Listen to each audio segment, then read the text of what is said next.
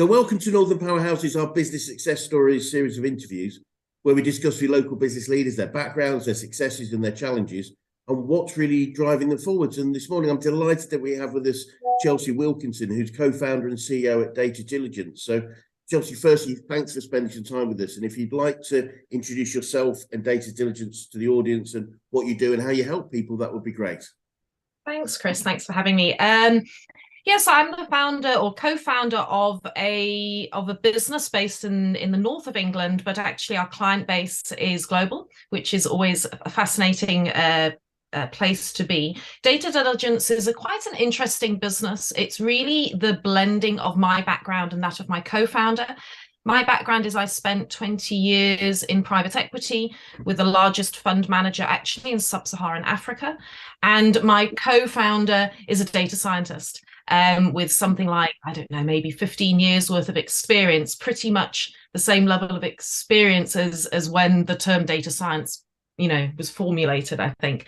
And we met about 3 years ago while we were both consulting actually to another startup. And it was a chance conversation. It was actually Adam, my co-founder, who asked me, he said, you've sat in investment committee meetings for 20 years. How do investors look at data? How do you assess the value? And I'll be honest, it was a really short conversation because I thought of all of those meetings that I'd sat in, and I kind of said, well, actually, we never really did look at the data assets. We were quite traditional in what we were looking for. We were looking at the fundamentals of the business, the normal commercial levers, and from a private equity perspective, often looking at very specific types of cash flows to see whether it would fit the model. And while you would look into customer base and you'd look into how efficient the operations were, we weren't going into that next layer of data. And then we had this chance conversation. We thought, well, if the firm where I was, which was certainly the premium firm in the region that we were in, if they weren't looking at data in an unusual way, was anybody else? And then we did what every good person does. We went to Google and started typing in data and private equity and more specifically due diligence, data due diligence. Yes. The name is now starting to realize why we're called DataDiligence. And as we looked there, we were really shocked to see that there was absolutely nothing or pretty much nothing in that area. We felt that this was a real opportunity. And that's what, that's what we founded the business on, was this idea that more could be done from a commercial perspective on data assets. And that we felt that particularly for investors in private equity and venture capital, there was an opportunity to have a more structured assessment of data assets, both on the buy and the sell side of an investment. And then we put together an offering for data due diligence specifically, which sits alongside all of the other types of due diligence, be they commercial, tax, legal, technology due diligence you're seeing a lot of. We don't do technology DD, but we sit next to technology DD, and we kind of sit next to digital DD as well. And that's what our business does. So we very much play on the bookends of a private equity or a VC transaction or some corporate M&A. And then we also help with the value creation in the middle. So we'll often do the strategy and the delivery, some delivery of basically of the promises or the recommendations that we saw in the due diligence. Right. Absolutely fascinating how you've come to this point. So I mean, when you were growing up, is this what you saw yourself doing as a young woman? Chris, no, not at all.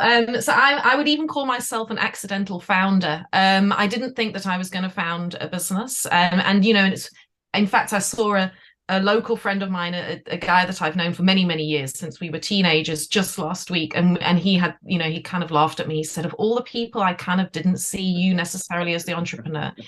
When I was growing up, actually, I wanted to go into theatre and be an actor. And then I did a couple of degrees. I did a business degree, but I also did film, and really thought that I would go into some sort of one of the arts. I quite liked the idea of being a cinematographer, but I'll be honest, I think living in London very quickly made me realize that you needed to earn a salary. So I went into management consulting initially, and then with the firm that I started with, actually transferred back to South Africa, which is where I was born. So it was an easy transition, and I had, obviously I could have residency there. And then probably, I think it was back in 2000, again, kind of by accident. I think accident might be a theme here. By accident, I joined a private equity firm, knowing very little at the time about private equity. And then I was there for 19 and a half years. So a very long career in one environment. I was very blessed to be at that firm, Ethos Private Equity, they were called. And I worked with extraordinary people during that time and was very institutionalized, if that's the right word. A 2-decade career in one firm is, you're part of the furniture by the end of it, that's for sure. And then I decided that I probably ought to move on, because I had been there 20 years. And setting up a business was almost, as I say, it was kind of almost by accident. And I think it was, but it was premised on the fact that I did have this 20 years worth of experience working in a very specific type of environment. And during that time, I'd done so many multiple roles and had multiple touch points in the operation of a private equity fund itself, but also in the portfolio, that I think it's given me some unique insights into what it might mean and might not mean to run a business.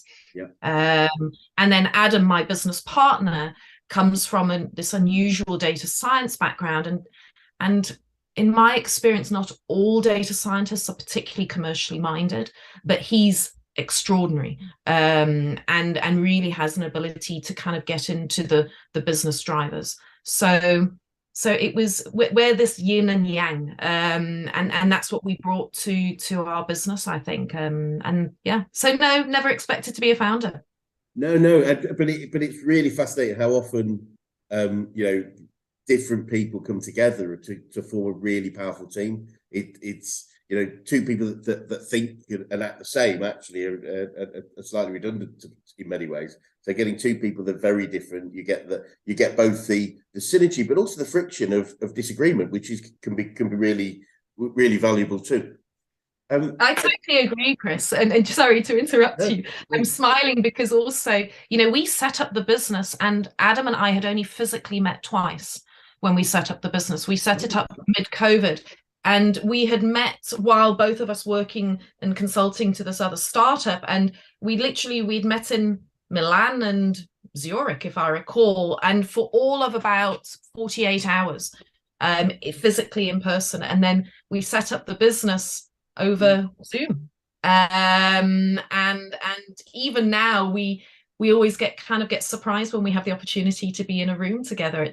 There's a completely different energy, but you're right. I think that for us, we really market ourselves on our differences and how we complement each other, and as I say, I often use this kind of yin and yang, because that's what we are.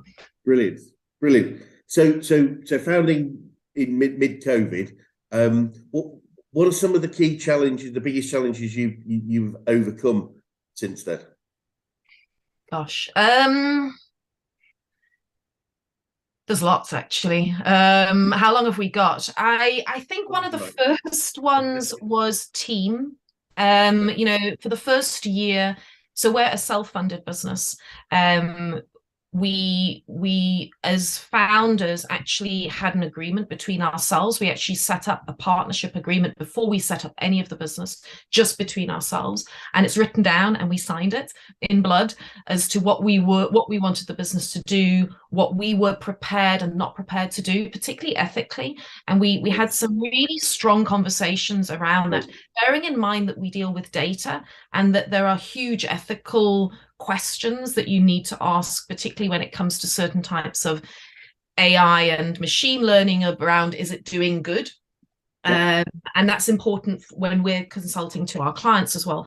So we had these agreements up front on how we wanted the business to look and grow. And then over time, the first few projects, the two of us did ourselves, which was great fun. And that's where we created our primary frameworks, because, as I say, when we were setting this business up and you typed into Google data due diligence, there were no frameworks out there. So we literally had to create what that would look like. And then after sort of 9 months, we realized that we couldn't have any scale until we started to hire a team. And I think that was and I think it's probably a similar theme for most businesses. COVID, really amplified this, was hiring people that you've never physically met. So all of our initial hires, in fact, all of our hires, bar one, were people that we only ever met over Teams or Zoom. Brilliant. And that's a really challenging process. In my previous life in private equity, amongst other things, I looked after all of our talent and recruitment. So I was really accustomed to managing interviews in that kind of in-person way. Yes. I'm quite an intuitive sort of person, so I used to really enjoy the energy that you would have in a room when you physically met someone. So hiring a team, particularly those first team members who fundamentally shift the business because they're bringing in their own ideas, that was hard. So that was something that I'd say we really struggled with, and we were very conservative in our early hires. We took a long time to hire people. We made them really jump through some hoops. But we've been thrilled. I think we've managed to spot some awesome talent. And then I guess not post-COVID, but in a world that's been opening up, the other challenge is that a lot of our initial client relationships were also done in the same way. Everything was Zoom. The majority still are. But now I think there's that real pleasure in meeting people for the first time. And weirdly enough, people that we've been dealing with maybe for 2 years. In fact, I was in London just last week and went to meet a couple of our fund managers, and none of them had I physically met previously. And it was an absolute joy. It was just a joy. Wonderful. I concur. Both clients obviously doing a lot of these interviews, and it's just very different, isn't it? And it's interesting how the brain will create a perception of a person from the image that we have in front of us on Zoom, and often the people are not significantly different, but can be different in many different, in different ways. And how did you? I mean, one of the biggest challenges I find with business people as they grow is transition from when it's just a couple of you. We have to do everything. The whole business is us. We're the business, and it's that transition to starting to delegate effectively.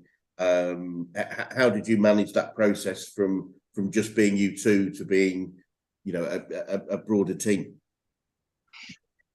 Yeah, I'd love to say that we've ironed it out completely, but I don't think we have. We're certainly getting there. It's an evolution. It was earlier this year, at the start of this year, that Adam, are these founders, these two founders, that we really split our roles, because previously we had been doing a lot of things together.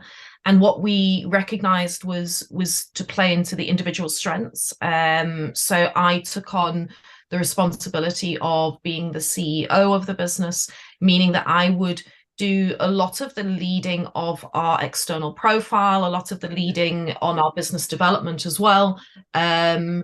Particularly as our client base is my old stomping ground of private equity. So a lot of those relationships are very familiar with me. Yep. Whereas Adam really heads up on that kind of managing, what we would call a managing partner, really on the delivery. So he's so I might sell the projects, and he's the person that really is the domain expert, leading the delivery teams. In a lot of our projects outside of due diligence, he will play even the role of like an interim chief data officer for our clients. So he's really embedded in some of those instances. So what we did is we split those two roles a little bit, one into actually leading the delivery of our offering and our service, and then myself much more on the profile building, on the relationship building, and kind of that customer success level, I guess. Yes, that makes sense. It always reminds me of I think Michael Gerber in his book The E-Myth talks about, as somebody founding a business, the organizational chart initially looks like it's one box that says me, and he says if you're lucky it's two boxes, it says me and you, and Yeah. and it's that whole looking at functionally rather than personally that you start to be able to build an effective team. So, Chelsea, I'm interested to know what in both within this business, but also with your career, what are the biggest learnings you've got about growing businesses and business in general? I guess the irony is, having come from private equity, I think it's really easy to get stuck on the technical elements of businesses, and those normal kind of commercial levers that we are very inclined to look at, the cash for one, and just the financial balance sheet, etc. But honestly, for me, what I learned both in a very large institution and then in a very small startup is probably that it's the people. It really is. It's the people that matter, and it's the relationships that matter. And it sounds really obvious, but when I think back to our PE days, it really was the assessment of the management of the portfolio companies, before an investment, during the investment, and as we were exiting. It was the relationship with the management team that really was the difference. Yeah.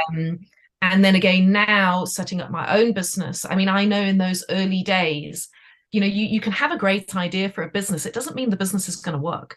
And for us, we thought we had a great idea. I still believe we've had a great idea and we're executing on it.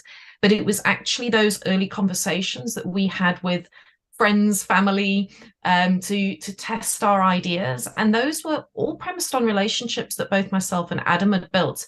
I was lucky to be able to phone, for example, the gentleman that was the founder of where I was, of Ethos, is a gentleman called Andre Rigour, who in the South African market is extremely well known. He introduced private equity into that market, and he remains a mentor and friend to me today. And I remember, literally, I think 6 weeks into the business, we had just produced our first PowerPoint deck, and I phoned Andre and I said, "Can we present this to you? We need a safe place where we can kind of talk through this idea." And we hopped on Zoom, and that's what we did. Is we presented our pitch deck to, I don't know, maybe 10 different friends in the private equity sector.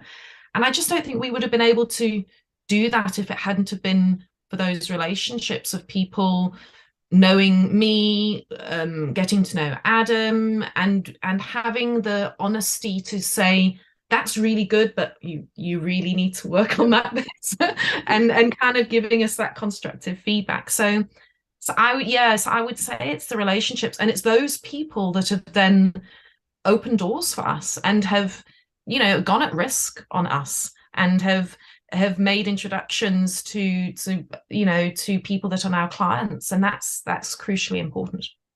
Yes, it resonates very strongly. I think one thing we often say to people is, if once you're clear on your vision, tell as many people as you can, both from the feedback perspective, but also it's very rare to know exactly who may or may not be able to help you. Even people that you might think are totally unrelated to that particular industry might know somebody, or might know somebody. So it just the telling everybody and taking feedback is really key. And you mentioned Andre, and I was going to ask you, as you probably aware, a business coaching organisation, so we operate as coaches and mentors. Who are some of the best coaches and mentors you have worked with? I think you mentioned Andre already, but are there any others that come to mind? I've been really blessed, Chris, in my career. Really, really blessed. So Andre Rieu was the founder of that business. Yeah, an extraordinary man, and remains an extraordinary man, and still is a huge influence on my business. And I know he's played that role for many other people, so I'm not unique in that.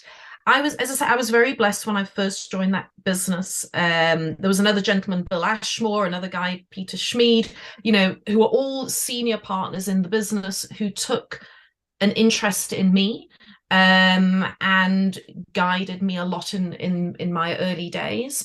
I mean, yeah, spent hours with me, in fact, explaining the basics of what we were doing, and then really helping me come elevate my own kind of gravitas in the meetings that I was in. I think one of the key and interesting elements of my early career is I was typically one of the few women in the organization. Private equity is not well known to be a particularly diverse sector. It certainly wasn't 20 years ago or 23 years ago when I first joined. And I was normally the only woman in the room. I was also very young at that time. I was probably 23, 24. And, I would walk into every meeting, and the first thing people would do is give me the tea order, or ask me to do the photocopying, and all of those sorts of jobs. So I had a lot of that experience of gender disparity, which used to send me absolutely delirious, and I would get very, very angry. And I had these wonderful men around me, funnily enough, who were supporters and my champions, and really helped me learn how to manage that and deal with it, to the extent where I used to often say to people as we were hiring them, if someone asks you to make the tea, make the tea. I've made so much tea in my life. And I think in sometimes in humbling yourself, other people quite quickly realize that they don't need to have the bravado and all of the the masks that we wear in business, particularly in a highly what's the right word? I've got to be polite. In a highly competitive environment like private equity, where there is a lot of bravado. So I had amazing men actually who really guided my career. I then, a little bit later on in my career, there was another female partner at the firm where I was, Claudia Koch, who we worked together extensively. She was an extraordinary woman.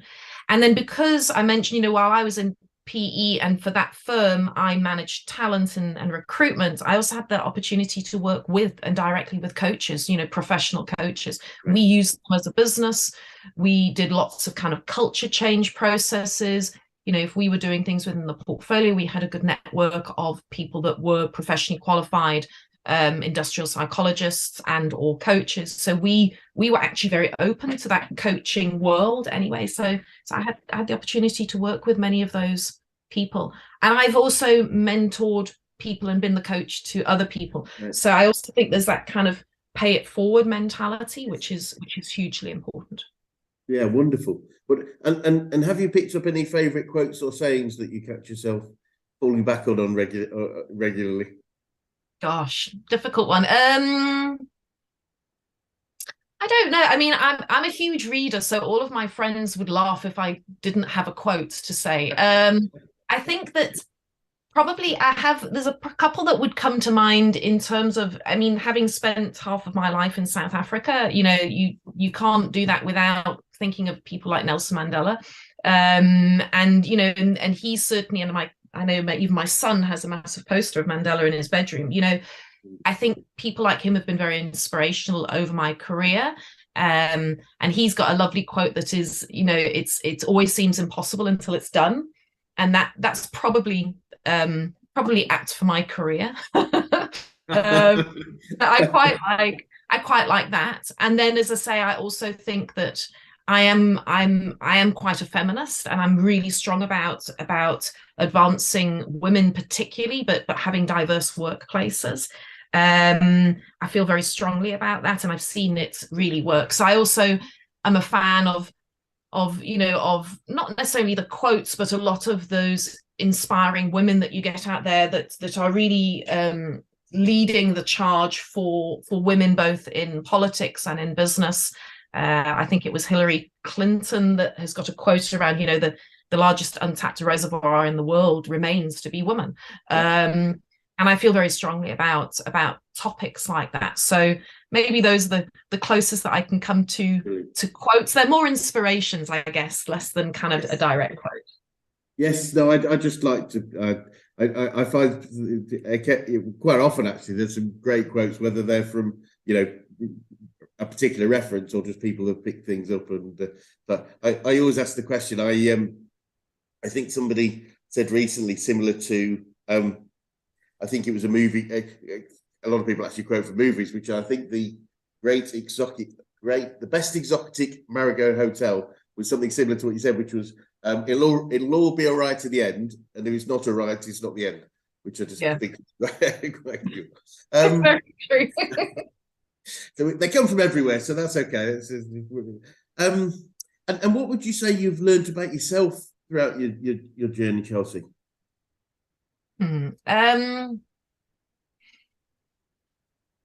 It's interesting. As I said earlier, I thought I would end up doing something creative in my, as a career, and then I ended up being about as commercial and capitalist as you could be, which is somewhat unexpected.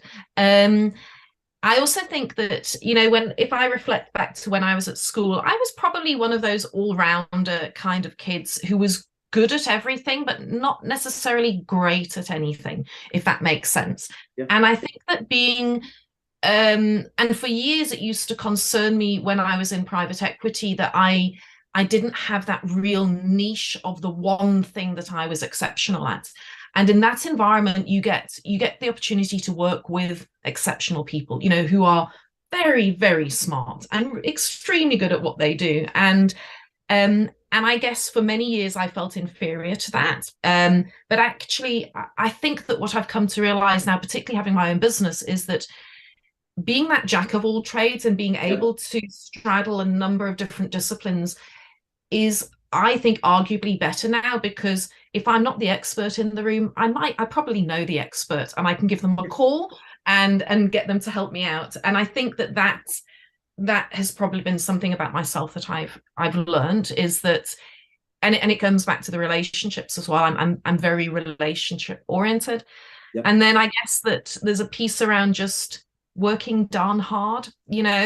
People don't succeed in their careers by accident as a rule. It's because they worked really hard. I know in my career, I've worked extremely hard and I continue to work extremely hard. And you have to be really resilient in that. And you need a huge amount of grit. And you need to be, I guess, again, the other thing that I've probably learned about myself, and again, my business partner, Adam, would agree with this, even though I know it drives him nuts at times, is staying calm. So again, and particularly under stress. So again, previously in my previous PE life, I also headed up our PR and corporate affairs. And, that's a side that can be very, very stressful when you're dealing with journalists and you're dealing with, I also dealt with our investors, and you're fielding very hard questions. You've got the sweaty palms and you can feel your heart beating, and learning how to cope under certain types of stress. I think it's been really important, and to learn how to not rise to certain types of behavior, not allow yourself to get dragged into things. So I'm probably pretty calm in most situations, and as I say, when I look at my business partner now, Adam, we're quite yin and yang, and there are times when he will say to me, just get angry, just get really mad. and I sort of balance him out, and he knows that if I do get animated, then I'm really ticked off about something. So also I've probably learned that I'm a calmer person than maybe people thought I was when I was 20. Fascinating. Yeah, no, I can see that. It's really interesting. I find is that, because I do a certain amount of presenting myself, and I work with people that present and I help them with it. And one thing I always say to them is, in general, and what you've described, I suggest, is the exception. In general, when you're presenting something to people, they actually want you to do well. They're supportive, but I'm guessing both sort of journalism in general and potentially shareholders, investors, it can be slightly different, and it's dealing with a more potentially hostile situation. Calmness must be key. It's not something I've had to come across too much myself, but I can imagine how if you especially in front of the media, we lose our cool, then that's a story, isn't it, right there? I think it is, and I also think that the private equity sector as a whole has not positioned itself well for the large part. And there's lots of very material reasons for that. I think just because of the nature of how certain deals were structured over the past and maybe still to this day. I was very fortunate that I didn't work with a firm that was known to strip assets in the way that people very much perceived the sector to be. But I certainly know that every journalist that I ever spoke to, you know, they would normally have a question which had a barb to it, that there was something along the lines of, well, you know, how many jobs are going to get lost? How many people are you going to do this to and that to? And you're just going to asset strip. And we really weren't that type of business, but I knew that the questions were coming. But I also knew that in any commercial operation, there are very tough decisions that have to be made along the way, and not everybody is going to like them, and jobs can and will get lost at certain times for certain reasons. So I guess I just had to get good at fielding those questions that were often had a different sort of motive behind them, where they were trying to get a reaction, and you kind of have to just hold it in and be polite and be respectful of the question. You can't be dismissive, and try not to be too defensive. But also just learn to learn that adding oxygen to the fire is not normally a smart thing to do. There's a good quote. You can have that one. I love that one from the previous question. Yeah, oxygen to the fire isn't always a good thing. No, that's good. So obviously, you as you said, you've got customers globally. We've looked back a little bit, looking to the future. What does the future look like for you guys, and what challenges do you think you might face, if any?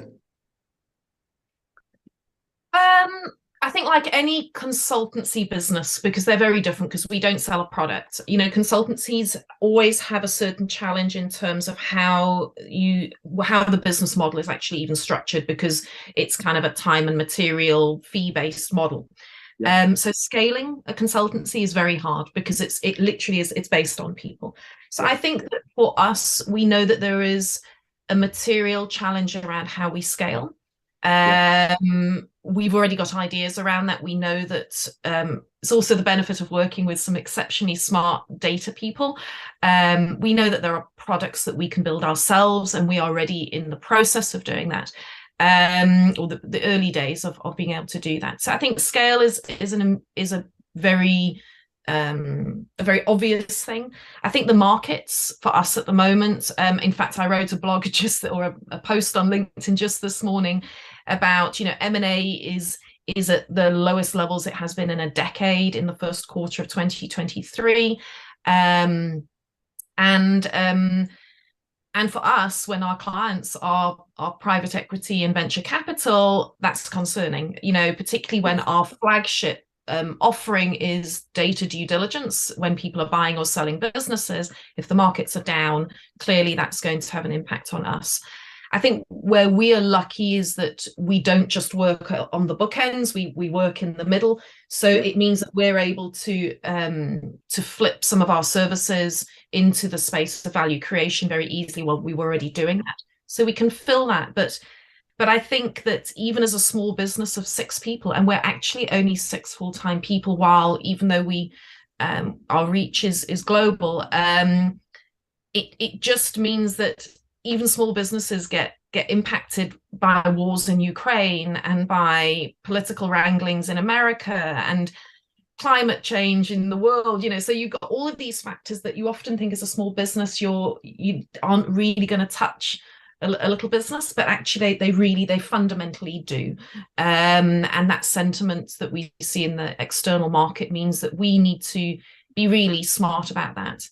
And then I think also, because we're in a sector and servicing insights around data and advanced analytics, specifically, you know, that's an area that is seen as quite sexy, I guess. It's also an area that is every day you're reading some sort of new algorithms come out. You know, every man and his dog is talking about ChatGPT, you know, so everybody is asking us, how will this change our business? Will it disrupt us? Which businesses will it disrupt the most? So we're also in a sector that is ripe for both bubbles that will pop at some point, but also for radical shifts in business models driven by very, very clever new thinking with advanced analytics. So we're also always on that wheel of constantly learning ourselves. We drive our team really hard to be reading as much as possible. I mentioned earlier, I'm a prolific reader. That's like one of those things that I think is really important. So we're always trying to read about what's the next and best, and how might that impact the value that we are trying to identify and create for our clients. Yeah, it feels like very exciting time. Yeah, I think so. Brilliant. And I'm keen to know what your advice would be to anyone that was thinking of going into business right now, Chelsea. I've really enjoyed being the master of my own destiny. I think that there's a key piece, as I say, because I've been for 20 years in what really was an institution. It meant that, and while it was a small institution and I had enormous influence and decision making within that firm, it was always a larger collective, and there were many factors to consider, huge amounts of factors and scenarios to consider at any one time. I think now being the master of my own destiny is very appealing, but it's really hard, really hard. I've got a fabulous partner to be in that business with. I think that we are truly blessed to have that kind of yin and yang. I think that the other piece I would say, and I'm not sure that we've got this right, but we're working on it, is that I said earlier, having a great idea isn't enough. I don't think it is. I also think that the management goes to the question that you asked just earlier. I think as founders, you end up doing the business, doing the doing of delivery so much more than running the business. And I think that running the business is much harder for founders than they realize. I know myself, what VAT do you charge or not charge out of the Czech Republic or Luxembourg, or so you get these kind of questions that you're needing to solve for, because we have clients that will be in those regions. And so you get these very operational questions that you just don't know the answer to. So I think that trying to solve for how you're going to run the operations, how you're going to manage the books from a finance perspective, run your payroll professionally, implement good systems as a small business from the get-go. Also, I think is try and find those systems, and you don't have to pay for them all. There's a lot of free offerings out there that I think are really helpful to small businesses. Very much so. Yeah, so that would probably, I think I gave you about 4 half answers there, but those would be my kind of observations of starting a business. No, they're great, really interesting observations. I know, and I see regularly that the not so much a startup. We don't work with as many startups as, but businesses that are sort of 3-4 years in, and the founders, the owners, are still doing a lot of the do, and it's often sort of 60-80% of their time, and that's what's holding the business back. It's our job is growing. I always say to people, you actually running and growing the business are 2 different things, and there probably isn't enough time to do both, especially if you're also doing some of the do, which I guess in a very specialist arena like yours, you're still going to be doing that at some point, but there's so many things that could be delegated a lot earlier for a lot of people, to focus on the stuff we're really good at, and is the value in the business, I think. I agree. And I guess it's also, you see, I think I had the benefit of in that time in private equity, because of the types of deals that private equity funds typically do, is they're often buying founder-led businesses. And, one of the first things that you do in that instance is support the founders to often step away from the business in some form or other. and bring in professional management teams who can then take the business to the next level, because actually there are very few founders that are able to really scale a business. That they do exist, but they're few and far between. So like I said earlier, I think for Adam and I, that's been one of those early recognitions, is, within that first 2 years of the business is being quite deliberate about starting to split our roles, quite deliberate about how we manage the strategy and the operations and the delivery of the firm, and who's really ultimately going to be responsible for those pieces. It's really interesting what you're saying about that point of being able to transition. I know I won't name it, but somebody I work with in private equity, and one of the questions they ask is, and it links back to something you said earlier about being an avid learner and reader. And they asked the CEO, the founder, whoever it would be, how much learning and reading they do, and if it isn't significant, then that's one of the indicators that they've probably hit their limit of capability, because they're choosing not to continue to learn and grow. And one thing I say, and I see it in many people, and I work with people even as the businesses grow, and it really is a challenge, is that if a business traditionally sort of grows on that hockey stick curve of an exponential growth curve, that first section, whether it's 1, 2, 3 years, it's very much establishment survival. There's a lot of fear because every decision could be our last if we get it wrong. You mentioned starting to hire a team. The first team member is obviously going to be way more important than the 10th. There's very much a scarcity mentality which we need to have to survive sensibly. But once we start getting on the knee point of the hockey stick, we have to move into an investment mindset of investing and reinvesting to grow, where it's not a cost anymore. There are costs, but they more seen about I'm choosing to put this use this cost as a way of growing, and if I don't, then we limit the growth of the company and the potential. It's interesting that you've said what you've said, because it very much is something I see regularly, and I'm still working with people with very large businesses that still are challenged by the number of zeros on an invoice. If it's more than a certain number of zeros, they won't sign it. And it's physically will say, I can't sign that. And it's really fascinating that, even though now it's a fraction of what it was many years ago, then the mentality is still a little bit back to when they started. Yeah, I think that founder mentality is a double-edged sword. It's a very, very powerful mentality and mindset to work with, because, as you say, it's got a certain momentum and drive to it, and survival mode and defensiveness that makes it hugely appealing, but it stifles growth in time, and it stifles certain types of decisions. And as I say, maybe I'm lucky because I'd spent so long on sort of a kid, watching that as an investor, and watching all of the good, the bad, and the ugly of business growth. Not that we invested in businesses my size, but I think the principles are all very similar at a high level. I would think so. I would imagine so. And so looking at your own business, if you were to start again, is there anything significant that you might do differently?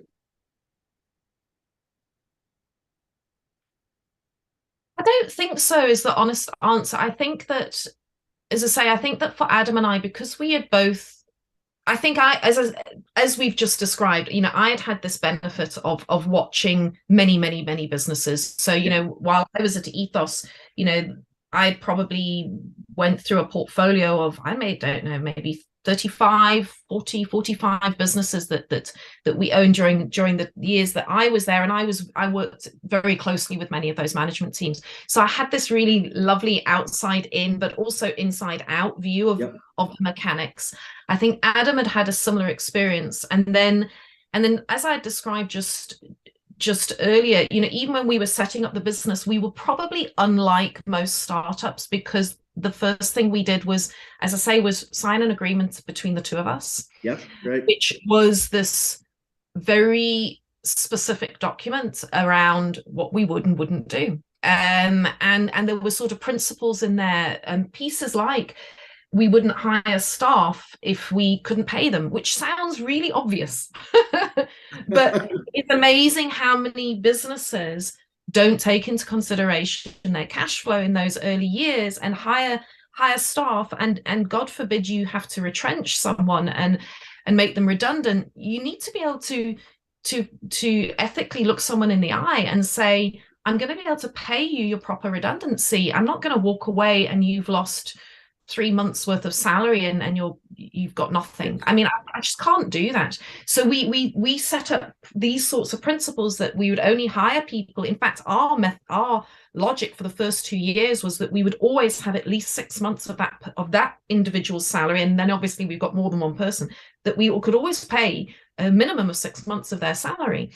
So I think we were very conservative in some of those pieces that we set up at the beginning, but they were really strong principles. And that we still, we read that document often. It's an important document for the two of us.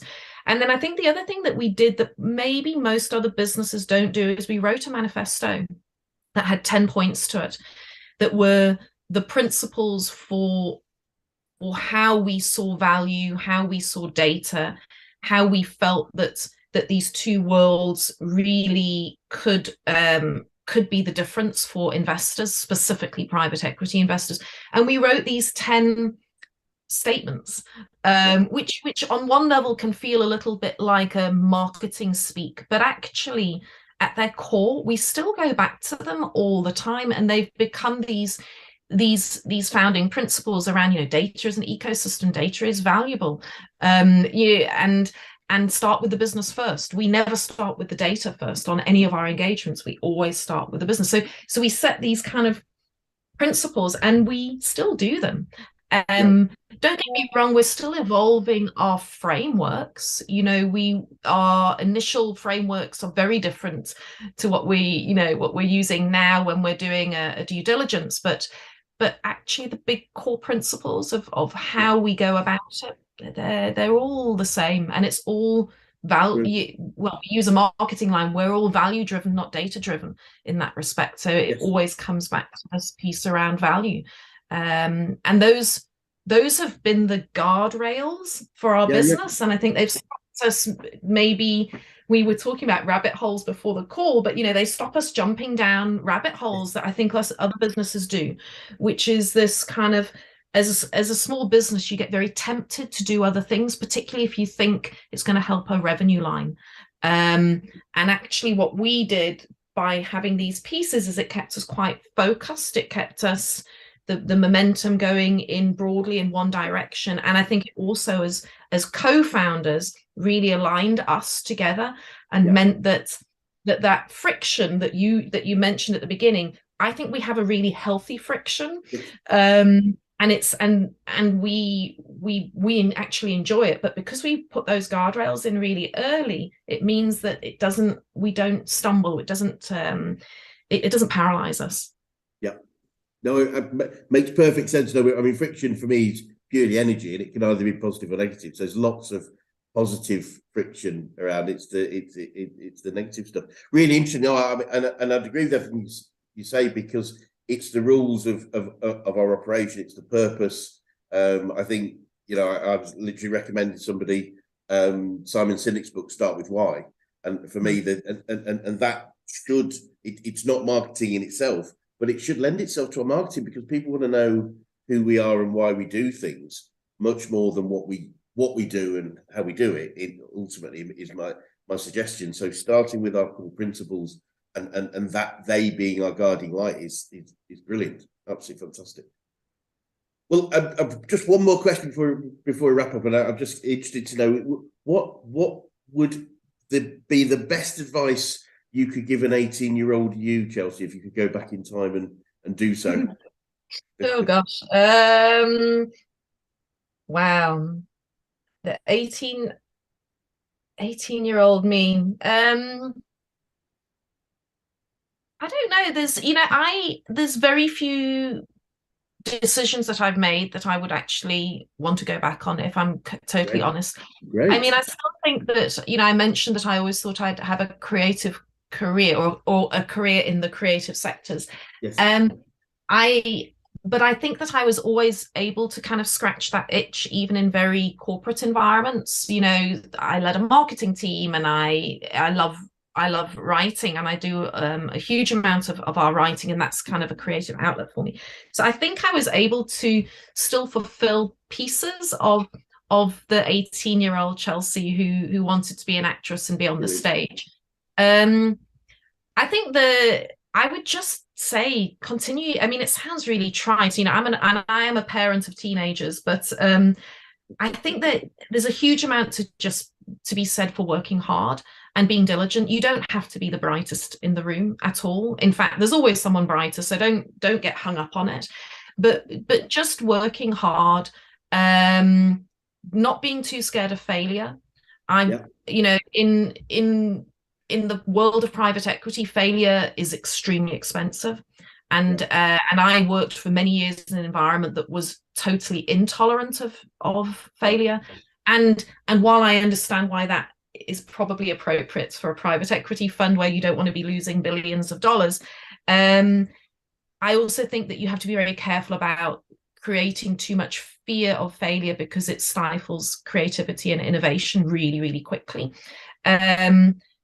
So I think that you know, and I know that for many years as a youngster, I thought that, you know, everything had to be perfect.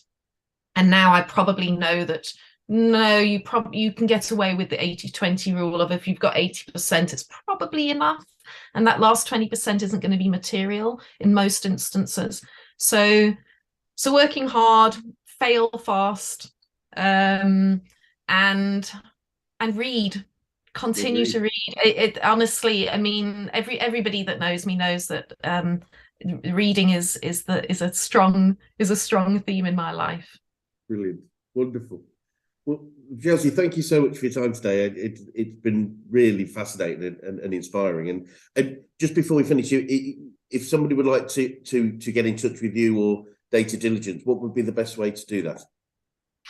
Through our website, which is datadiligence.com, but also you can find me on LinkedIn. I'm really active there, and lots of people direct message me through that platform. So really happy, or you know, you can just email me through our website as well. Fantastic. Well, once again, thank you for your time today, and it'd be great to see, you know, 12 months time how things are going for you. Oh, yeah. I think it'll be interesting for everybody to see what's going to happen in 12 months' time. But thanks so much. Hey, Chris. Thank you.